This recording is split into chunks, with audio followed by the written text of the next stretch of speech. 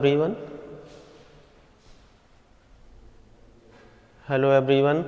Today our topic is ideotype concept or ideotype concept in graph improvement, और इसको अलग भी बोल सकते हैं जैसे कि ग्राफ आइडियोटाइप या आइडियोटाइप ब्रीडिंग, और इसको हम हिंदी में बोलते हैं विचारधारा की अवधारणा कि जो आइडियोटाइप जो हमारे आइडियाज़ हैं उनके द्वारा हम प्लांट्स को कैसे इम्प्रूव करें या उनका कैसे क्वालिटी है या यील्ड है उनको कैसे इम्प्रूव करें। तो ये सबसे पहले किसने दिया था? जो आइडियोटाइप टर्म था या आइडियोटाइप ब्रीडिंग थी वो सीएम डोनाल्ड ने दी थी, और वीट में सबसे पहले। तो ये आइडियोटाइप जो थी विचारधारा या आइडियोटाइप शब्द सीएम डोनाल्ड ने 1968 में दिया था, और इसको वीट की ब्रीडिंग में मतलब गेहूं की ब्रीडिंग में दिया था। और डोनाल्ड के अनुसार जो विचारधारा अवधारणा है या आइडियोटाइप ब्रीडिंग है या आइडियोटाइप कॉन्सेप्ट, वो क्या है? फसल विचारधारा एक पादप प्रतिरूप है। ये क्या है? एक पौधे का प्रतिरूप है और जिसकी खेती के रूप में विकसित होने पर और इसको उपयोग करने पर जो हमारे अनाज की फसल है, जैसे जिसकी खेती के रूप में विकसित होने पर जो हमारी विचारधारा है, जब ये विकसित हो जाती है खेती के रूप में, क्योंकि ये जब हम अपनी कोई भी विचारधारा किसी भी प्लांट में उसको इम्प्रूव करने में जब प्रयोग करते हैं, तो उसके बाद जब हम खेती करते हैं तो वो क्या आ जाती है कि हमारी विचारधारा अब खेती के रूप में आ गई है। तो उसको होने पर जैसे अनाज, तेल या अन्य उपयोगी उत्पाद की अधिक मात्रा या गुणवत्ता प्राप्त करने की उम्मीद की जाती है, और उससे उनको उपयोग करने के बाद हम उम्मीद करते हैं कि हमारी जो गुणवत्ता में सुधार आ जाए और यील्ड बढ़ जाए। तो ये शब्द आती हैं हमारी आइडियोटाइप ब्रीडिंग में। आइडियोटाइप के बारे में जो मुख्य बातें हैं तो वो भी हम जान लेते हैं क्या क्या मुख्य बातें हैं। जैसे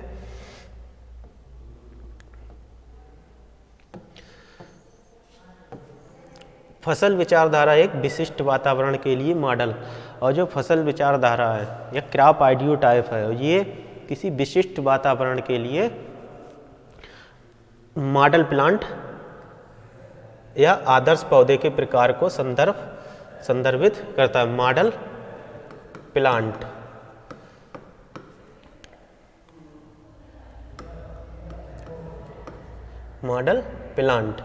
तो मॉडल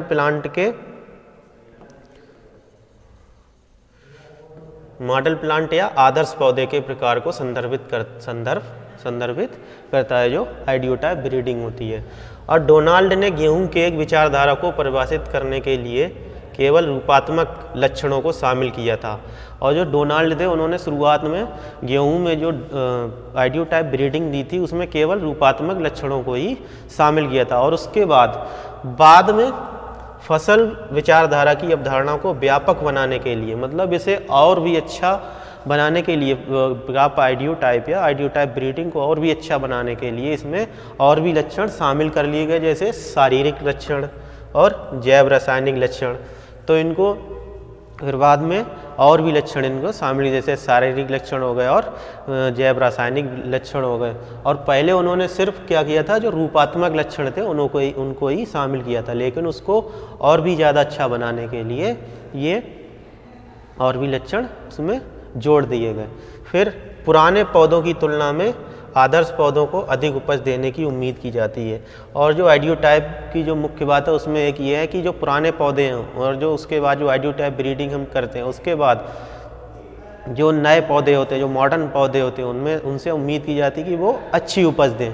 और विचारधारा एक गतिशील लक्ष्य है। ये कैसा है? एक गतिशील लक्ष्य है जो जलवायु परिस्थितियों और खेती के प्रकार, बाजार की आवश्यकता। तो जो आइडियोटाइप ब्रीडिंग है वो इसके आधार पर की जाती है कि जलवायु कैसी है, बाजार की मांग क्या है और खेती के प्रकार क्या है, इसके अकॉर्डिंग ये क्रॉप आइडियोटाइप या आइडियोटाइप ब्रीडिंग की जाती है।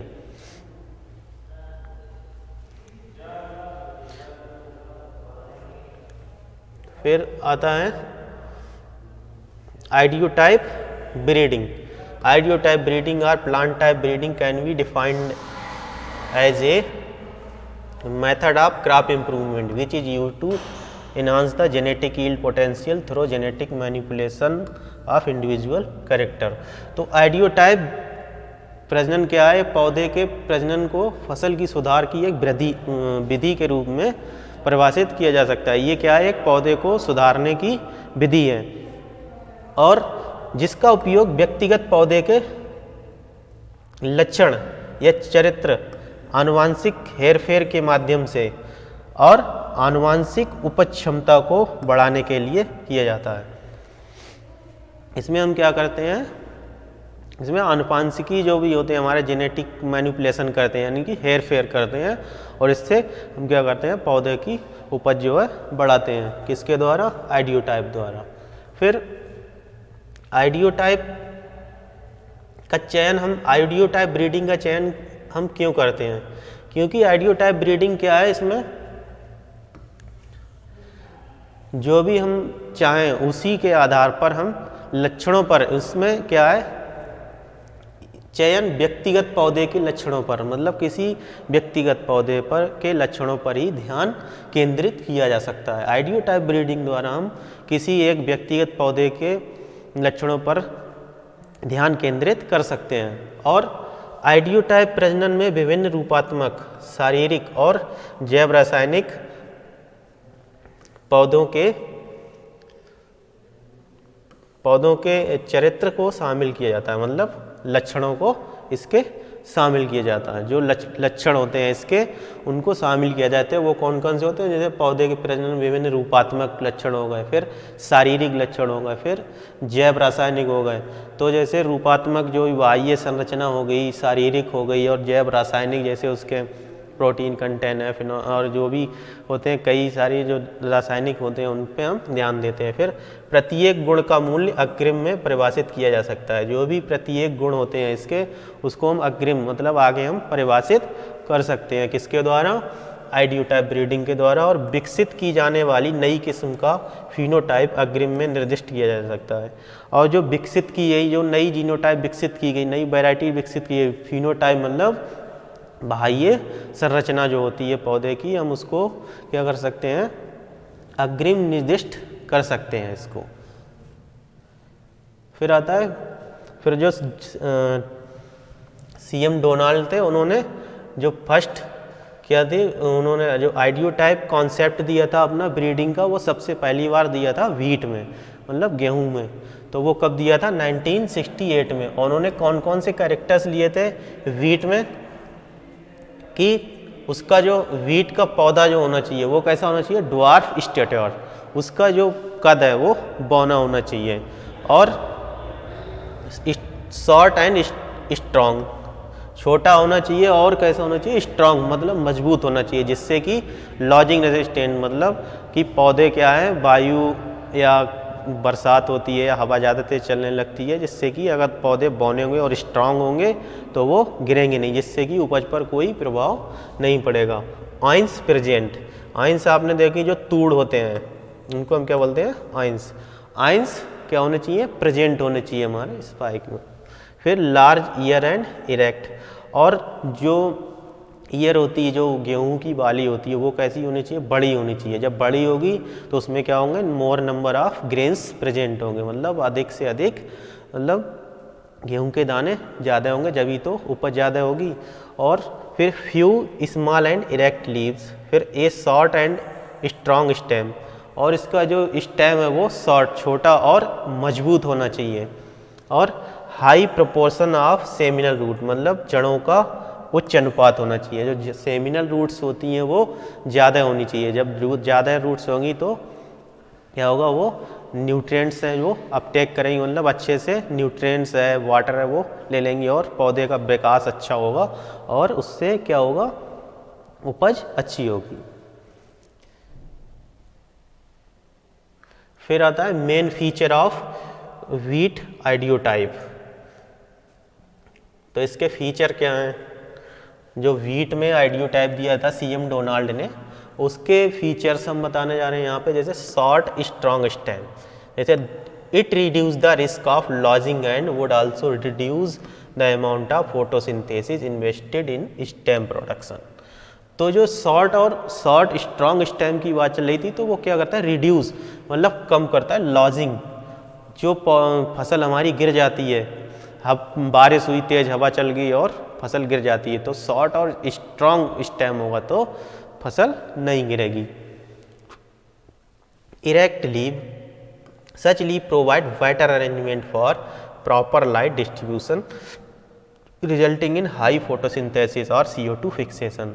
और अगर लीव्स होंगी वो इरेक्ट्स होंगी, तो इससे क्या होगा, प्रॉपरली क्या होगा, उसमें provide better arrangement for proper distribution resulting in high photosynthesis.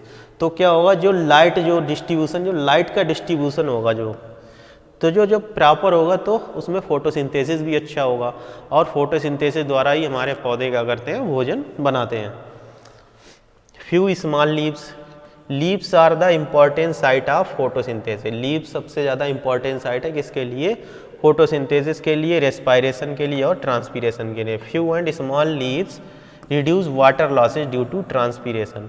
और जहाँ ड्राई, यहाँ पे पानी की कमी है, तो वहाँ जो लीव्स हम सिलेक्ट करते हैं वो कैसी होनी चाहिए, जो उसमें मॉडल में लेते हैं कि फ्यू और स्मॉल, मतलब कम और छोटी लीव हो, जिससे कि रेस्पायरेशन सिस्टम कम हो, मतलब बाष्पोत्सर्जन कम हो।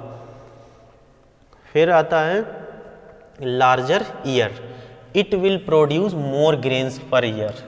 और जो अगर हमारी जो ईयर्स होगी वो लार्ज होगी, जब बहुत ज़्यादा बड़ी होगी, तो उसमें क्या होगा कि ग्रेन्स जो होंगे, number of grains per year ज़्यादा होंगे, जब लॉन्ग होगी तभी तो ज़्यादा होंगे। And erect year, it will get light from all side resulting proper grain development. और जो इरेक्ट ईयर्स होती हैं, तो वो उनमें क्या होता है, चारों तरफ से, हर तरफ से लाइट प्रॉपरली पड़ती है, और उससे क्या होता है, it will get light from all side resulting proper grain development. उससे जो है सभी दाने क्या होते हैं, प्रॉपरली एक बराबर होते हैं, ये नहीं कि कोई दाना छोटा है कोई बड़ा हो जाए।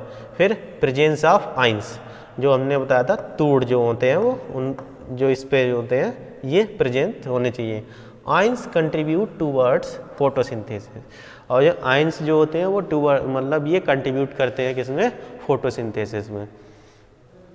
फिर आता है आइडियोटाइप ऑफ राइस, कि राइस की आइडियोटाइप कैसी होती चाहिए, तो इसके लिए लक्षण कौन कौन से हैं। शॉर्टर किलम लेंथ 100 सेंटीमीटर, तो राइस की जो हाइट कितनी होनी चाहिए, छोटा होना चाहिए, कितना, 100 centimetre. Greater culm diameter with increase culm strength. फिर लोअर रिलेटिव इंटरनोड इलांगेशन और हाई टिलरिंग कैपेसिटी। और जो लोअर रिलेटिव इंटरनोड इलांगेशन, और जो इंटरनोड नोड होते हैं और इंटरनोड होते हैं, दो होते हैं, नोड और इंटरनोड। और उसके बाद हाई टिलर कैपेसिटी, और जो टिलर्स होते हैं उनकी क्या होनी चाहिए, हाई कैपेसिटी होनी चाहिए। जब ज़्यादा टिलर्स होंगे तो उसमें क्या होगा, अधिक बालियाँ आएंगी, मतलब स्पाइकलेट अधिक आएंगी और बाली अधिक आएंगी, तभी तो नंबर ऑफ ग्रेन्स ज़्यादा होंगे और तभी यील्ड ज़्यादा होगी। अजी short, erect, thick and highly angled leaves, और लीव्स इसमें भी कैसी होनी चाहिए, शॉर्ट, इरेक्ट और थिक, हाईली एंगल्ड लीव होनी चाहिए। जैसे हमने वीट में बात की थी अभी, high harvest index. Harvest index क्या होना चाहिए, ज़्यादा होना चाहिए, जिससे कि अगर टिलर्स ज़्यादा होंगे और नंबर ऑफ ग्रेन्स उसमें ज़्यादा होंगे तो हार्वेस्ट इंडेक्स क्या होगा, ज़्यादा आएगा। और फिर मोर पैनिकल्स पर मीटर स्क्वायर, 1 मीटर स्क्वायर ये एरिया है, तो इसमें क्या होना चाहिए कि मोर पैनिकल्स। जो पैनिकल्स जो हमारी बाली हैं जिस पे राइस होता है, उसमें उसकी जो बाली होती है उसको क्या बोलते हैं, पैनिकल, और वीट में स्पाइक बोलते हैं। तो उसमें 1 मीटर स्क्वायर में मोर पैनिकल्स होनी चाहिए जब हाई यील्ड होगी। आइडियोटाइप ऑफ बार्ले, बार्ले के लिए आइडियोटाइप क्या है, लॉन्ग आइंस, और जो तूड़ होते हैं वो लंबे होने चाहिए। हाई हार्वेस्ट इंडेक्स होना चाहिए, हार्वेस्ट इंडेक्स उसमें ज़्यादा होना चाहिए। और हाई बायोमास, तो हाई बायोमास होना चाहिए। बायोमास जो क्या होता है, जो रॉ मटेरियल होता है वो मतलब ज़्यादा होना चाहिए। और शॉर्ट स्टेट्योर, और इसका भी कद कैसा होना चाहिए, बौना होना चाहिए। बहुत लंबाई नहीं होनी चाहिए। अगर लंबा कद होगा तो उसमें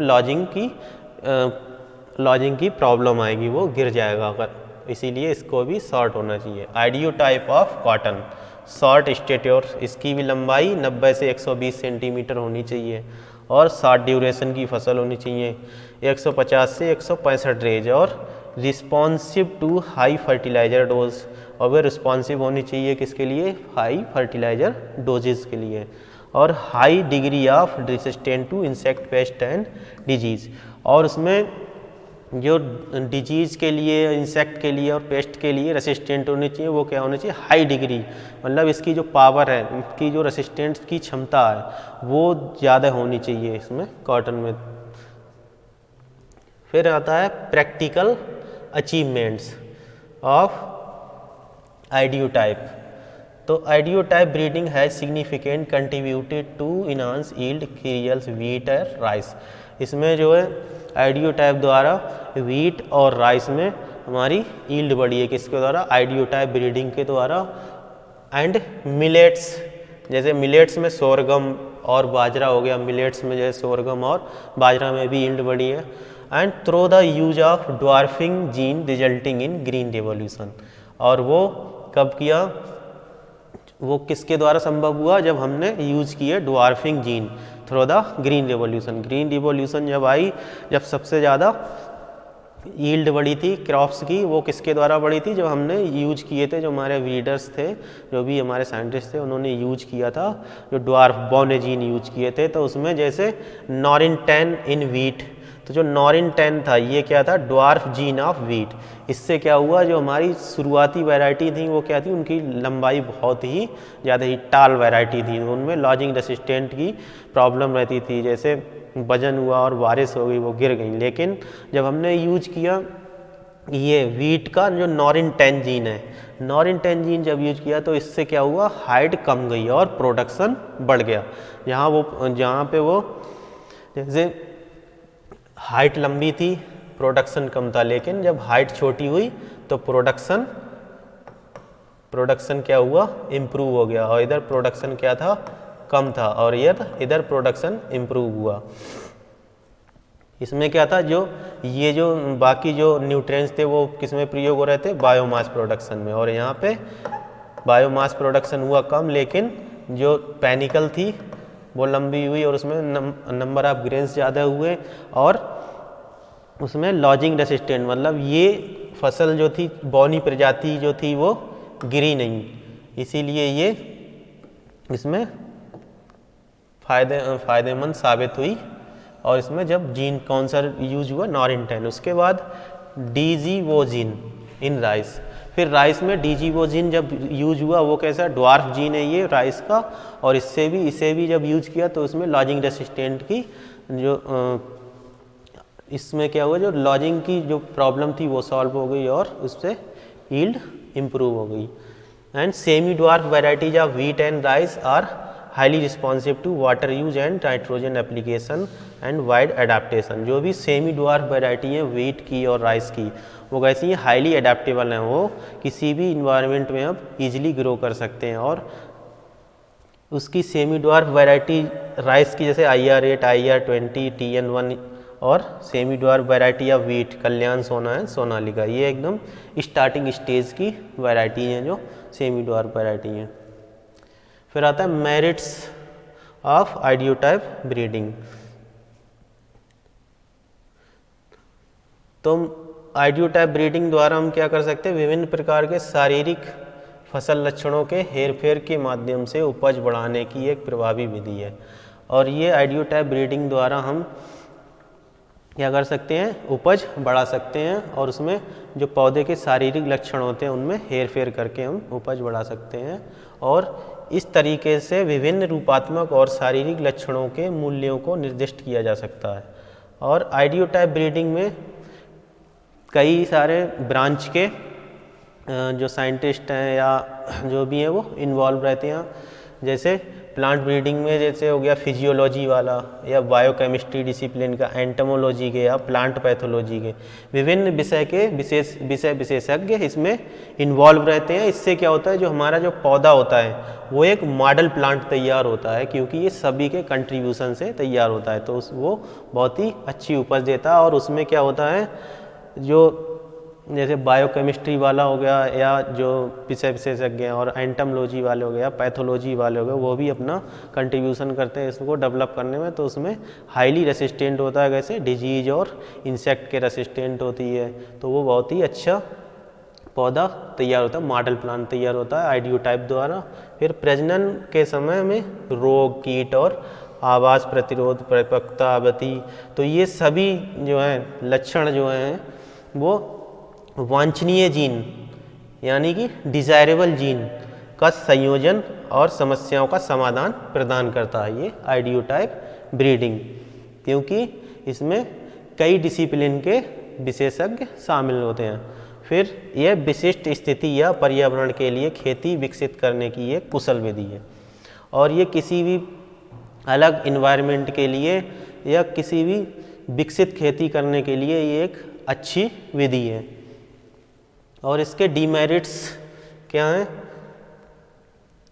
एकल जीनोटाइप मतलब किसी एक जीनोटाइप में विभिन्न स्रोतों से लक्षणों का समावेशन मुश्किल काम होता है, कि किसी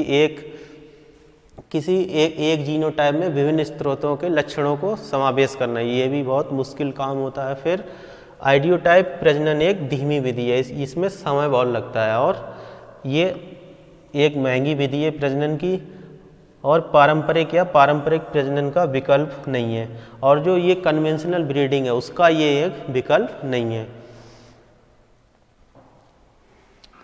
तो आज हमने पढ़ा कि आइडियोटाइप ब्रीडिंग या आइडियोटाइप कॉन्सेप्ट, विचारधारा, अवधारणा के बारे में। तो जो भी प्रजनन से संबंधित इसमें आइडियोटाइप ब्रीडिंग से संबंधित बातें थी कि किसने दिया, ये डोनाल्ड ने दिया और व्हीट में दिया सर्वप्रथम, और उसके बाद में हमने मॉडल पढ़ा, इसके फीचर्स पढ़े। तो ठीक है, थैंक यू।